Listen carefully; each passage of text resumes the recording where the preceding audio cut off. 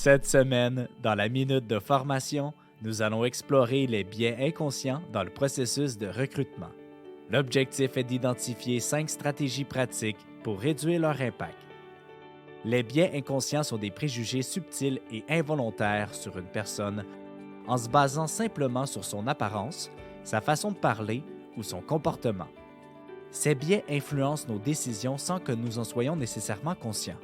Ils peuvent jouer un rôle significatif dans le processus de recrutement, entraînant des décisions injustes et discriminatoires. Il est donc essentiel de prendre des mesures proactives pour éviter que ces biais exercent une influence sur la rétention de talents. Voici donc 5 stratégies pratiques pour réduire l'impact des biais inconscients. Diversification des sources de recrutement.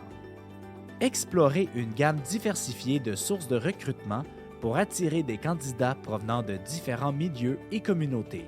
Par exemple, élargissez vos efforts de recrutement en collaborant avec des organisations professionnelles de minorités ethniques ou en participant à des événements de réseautage axés sur la diversité. Évaluation à l'aveugle des CV. Pensez à utiliser un programme informatique pour rendre le processus anonyme. Un processus systématique et anonyme d'évaluation des candidats et des CV vous aidera à identifier les candidats les plus pertinents et potentiellement découvrir des talents cachés. Utilisation de critères de sélection objectifs. Au lieu de vous fier uniquement à des impressions subjectives telles que le caractère, utilisez des critères de sélection basés sur les compétences spécifiques en lien avec le poste pour évaluer les candidats tels que l'expérience professionnelle et les compétences techniques. Processus de recrutement structuré. Adoptez un processus de recrutement structuré avec des étapes claires et cohérentes.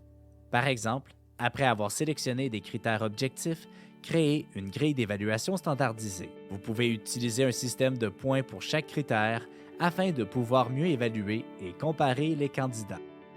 Simulation de poste. Vous pouvez aussi proposer un test qui reproduit fidèlement les tâches du poste. Ces évaluations ne sont pas seulement un moyen de mesurer et de comparer objectivement les compétences des candidats, mais elles offrent également un aperçu de leur performance à venir. En mettant en œuvre ces stratégies, les responsables du recrutement peuvent contribuer à créer un processus de recrutement plus équitable et inclusif, favorisant la diversité et la représentation dans l'entreprise. C'est ainsi que se termine la minute de formation de cette semaine. On se donne rendez-vous la semaine prochaine. Pour en savoir plus sur nos programmes de formation, visitez notre site internet actualisation.com ou contactez-nous au 1-877-688-0101. Actualisation, formation et conseils depuis 1970.